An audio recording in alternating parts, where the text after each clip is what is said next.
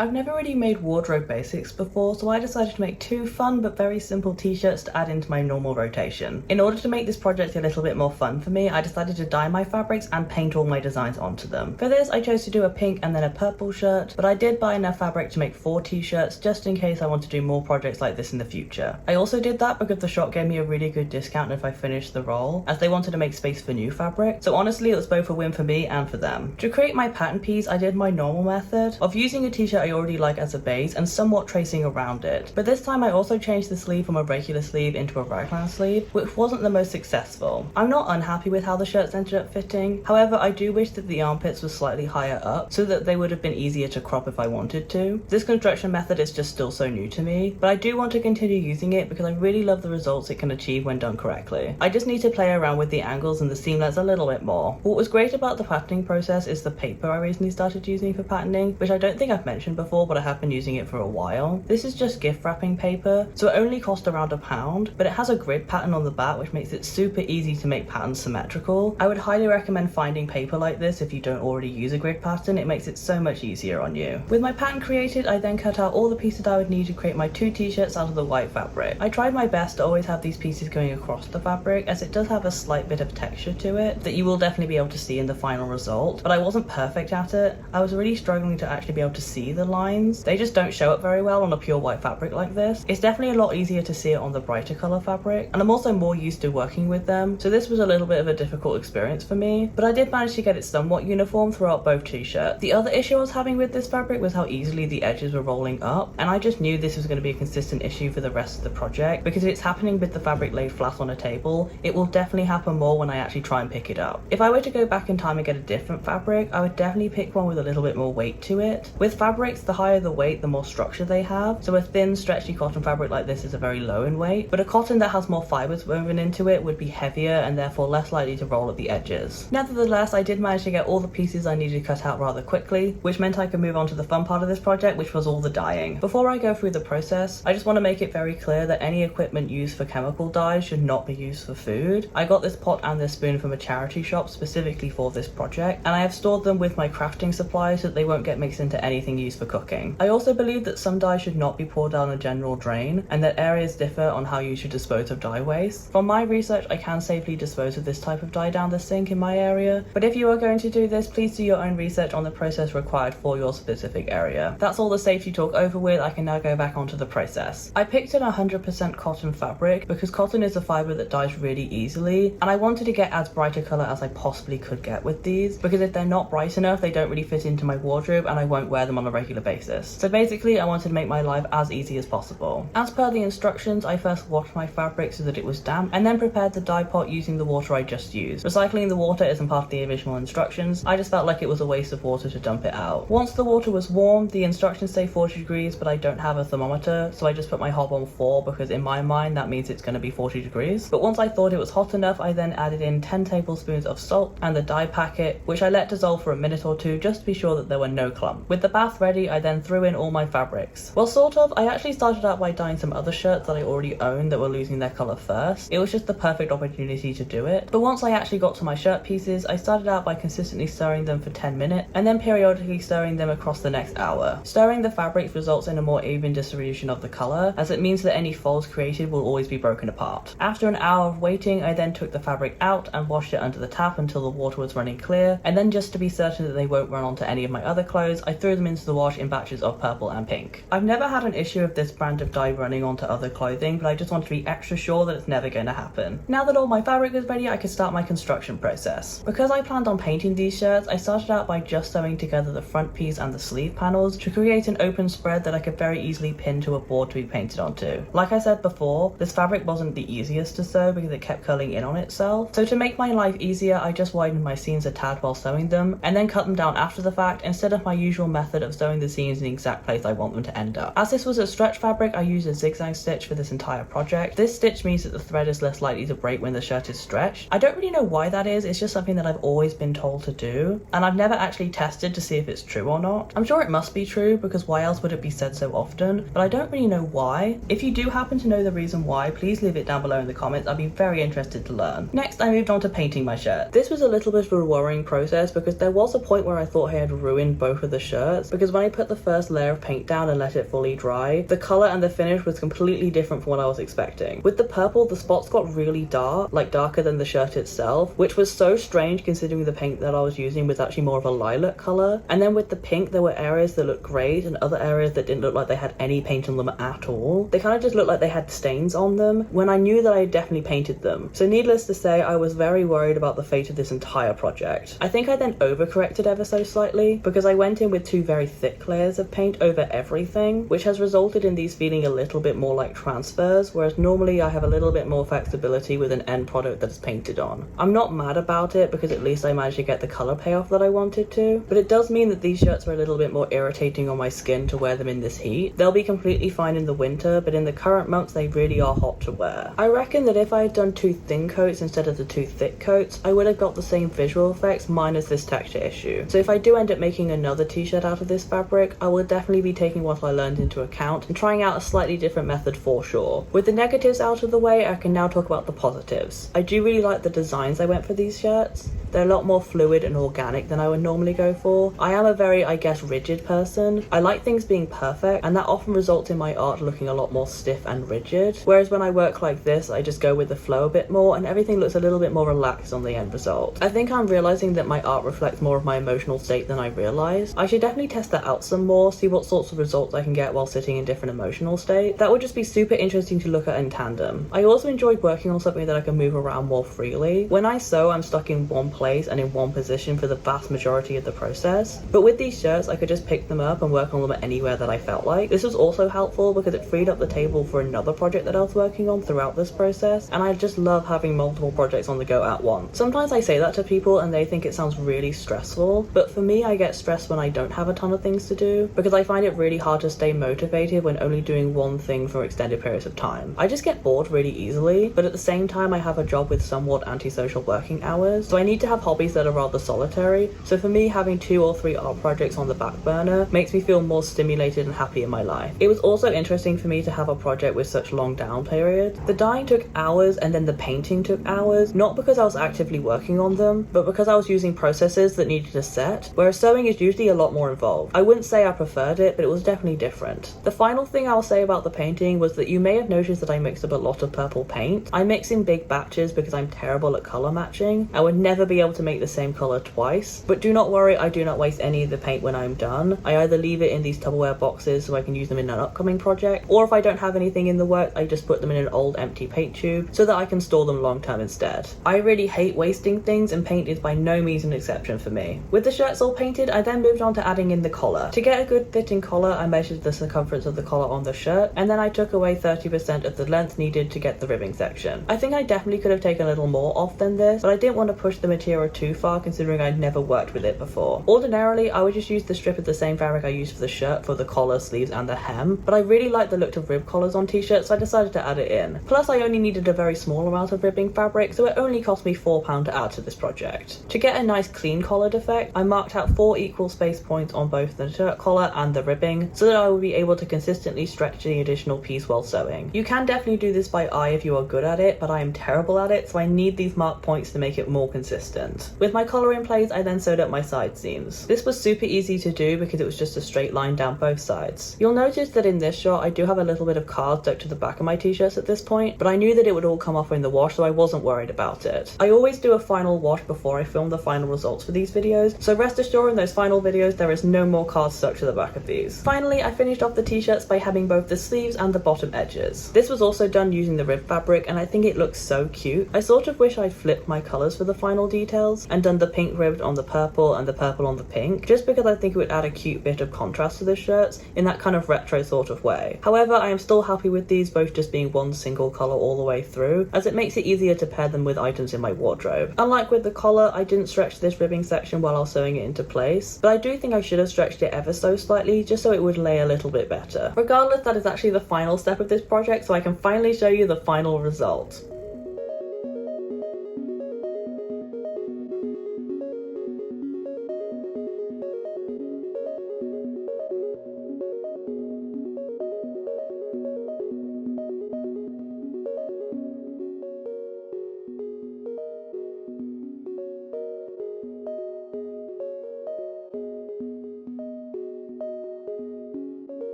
I think these came out quite cute. They are definitely not perfect and I could definitely do a better job on them, but considering I just wanted to make simple t-shirts, I do feel like they fit that bill quite well. With the pink one, I think I cropped the sleeves a little bit too much considering how low down the armpit hole is. It would just look a lot better if this was a bit higher, maybe here, so it's a little bit tighter under my arm, but I do think I could maybe change that on this t-shirt. It would make the t-shirt a little bit tighter, but it doesn't really matter because these are quite loose fitting anyway, so that is definitely something that I could correct slightly in the future. The purple one is definitely my favorite of the two. I really like the design that I did. I feel like it's interesting while still being very simple at the same time, and it's going to be super easy to pair with any sort of makeup look that I do, especially seeing as I don't have many purple t-shirts. I think I only own one purple t-shirt, so it's really good to be able to add something else into my wardrobe that I really do need and am missing. With that said, that is it for this video. If you did enjoy it, please give it a like down below, comment what else you'd like me to do, maybe some other colours of t-shirts you'd like me to try, and subscribe as I post a new video every single week, and I'd love to see you again. If you're having a heat wave like we are, please stay safe, drink all the water you can, don't go outside too long in the sun, it can be very dangerous for your health. And if you're like me and you're sewing, give your sewing machine breaks. My sewing machine was getting very hot yesterday when I was using it. Do not kill your machines, they are very expensive to fix. With that said, thank you so much for watching this video. I'll see you again next time. Bye!